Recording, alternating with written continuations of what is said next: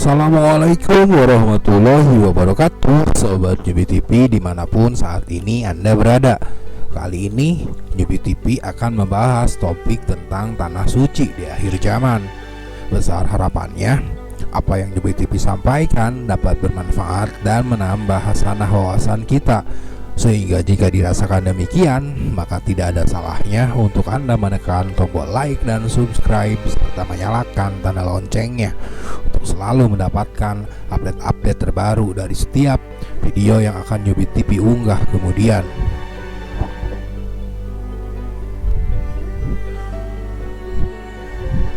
Sobat Nyubi TV menyebut tanah suci, benak kita langsung melayang ke tanah Arab, di mana di sana terdapat Ka'bah sebagai tempat di mana umat Islam berkiblat dalam salat-salat mereka. Tetapi sebenarnya bukan hanya tanah Arab yang disebut sebagai tanah suci, tempat semua umat Islam berkiblat. Bahwa jauh sebelum Mekah dan Ka'bah dijadikan tempat berkiblat dan disebut tanah suci, manusia mengenal Palestina atau lebih spesifik lagi Yerusalem sebagai tanah suci, di mana di sana dahulu terletak Bait Allah pula. Jauh sebelum umat Rasulullah Muhammad diperintahkan untuk memalingkan wajahnya ke arah Masjidil Haram, Ka'bah, umat Rasulullah salat menghadap ke arah Yerusalem, seperti mana Nabi Isa dan nabi-nabi sebelumnya pun melaksanakan ibadah dengan menghadap Bait Allah yang terdapat di sana.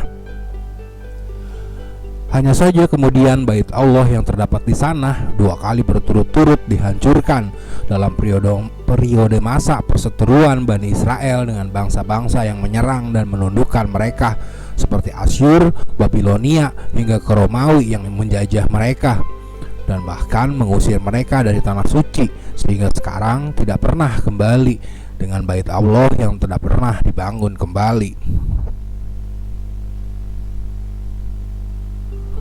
Sobat Nyubi TV, maka setelah bangsa Israel diusir dari tanah suci dengan dua kali berturut-turut Bait Allah sebelum Ka'bah dihancurkan, maka kerajaan Allah diambil dari Bani Israel dan diberikan kepada bangsa lain, karena Bani Israel telah gagal menjadi umat pilihan dan selalu ingkar terhadap Allah.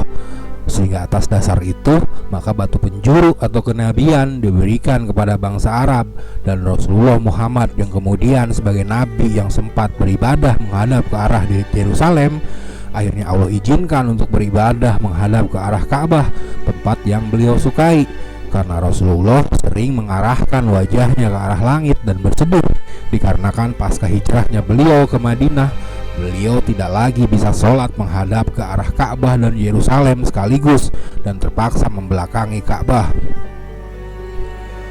Sobat Nyubi TV, ketika kita sekarang mengenal tanah suci adalah Mekah atau tanah Arab pada umumnya, maka ada kemudian sebagian orang yang begitu mengagung-agungkan orang-orang yang memimpin di dalamnya dan dianggap sebagai penjaga dua kota suci. Bahkan dengan terang-terangan sebagian orang ini akan marah jika kebijakan pemimpin negara itu dikritik. Mereka akan membelanya habis-habisan. Mereka bahkan kemudian memunculkan kesan bahwa seolah-olah kebenaran Islam itu datang darinya, pelindung dan pembela umat Islam, yang jika dikritik dan menyalahkannya, kemudian si pengkritik akan dikesankan seolah membenci dan memusuhi Islam. Bahwa tidak semerta-merta orang yang tinggal di dalam tanah suci, maka orang-orang yang tinggal di dalamnya pun kemudian akan terbawa menjadi suci pula, sehingga terlarang untuk dikritik dan seolah-olah tidak mungkin akan salah. Karena seperti halnya yang terjadi di atas tanah suci Yerusalem, di mana sebagian orang yang tinggal di dalamnya hari ini bahkan mampu membantai orang-orang Palestina, maka ada banyak dalil-dalil dari kitab suci pula yang menceritakan tentang apa yang akan terjadi atas sebagian orang-orang Arab di akhir zaman. Selain tentu saja tentang fitnah dan tanduk setan yang akan muncul dari Najd, yang kemudian itu dibantah habis-habisan dengan mengatakan bukan wilayah Riyadh melainkan Irak, maka ada pula keterangan yang menyebutkan tentang akan digantikannya tempat dan kedudukan bangsa Arab karena penyimpangan yang akan dilakukan sebagian orang-orangnya.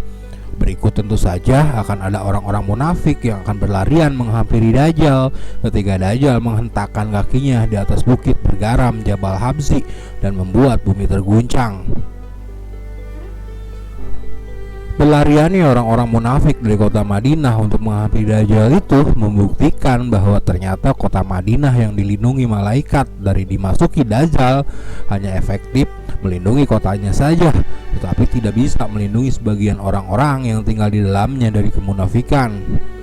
Sehingga atas dasar itulah kemudian hari ini yang terjadi adalah situs-situs peninggalan Rasulullah diratakan tak bersisa.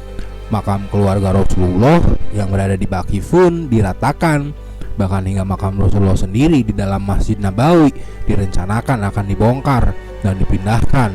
Hanya saja selalu gagal hingga detik ini karena selalu mendapatkan protes keras dari negara-negara Islam yang lain.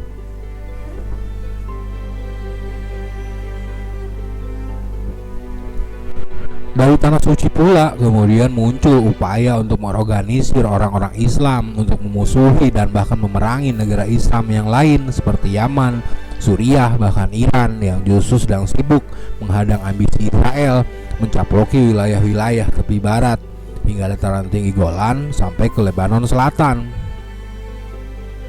Tentara koalisi internasional yang mereka bentuk bahkan abai atas berbagai tindakan yang dilakukan oleh Israel. Mereka jauh lebih sibuk untuk membombardir negara sekecil Yaman daripada mengarahkan tentara mereka menuju ke Israel. Bahkan lebih jauh lagi, para pemimpin yang tinggal di tanah suci justru disinyalir berniat menormalisasi hubungannya dengan Israel dan bersatu padu dengan Amerika Serikat membentuk aliansi Arab NATO untuk memerangi ancaman Iran. Sehingga dengan landasan ini, benarkah sebagian orang yang tinggal di atas tanah suci terlindungi dari kemunafikan? Adakah akan ada sebagian mereka yang akan beralian menghampiri Dajjal? Adakah sebuah makar sedang terjadi di atas tanah suci? Wallahu a'lam bishawab. Terima kasih sudah menonton. Wassalamualaikum warahmatullahi wabarakatuh.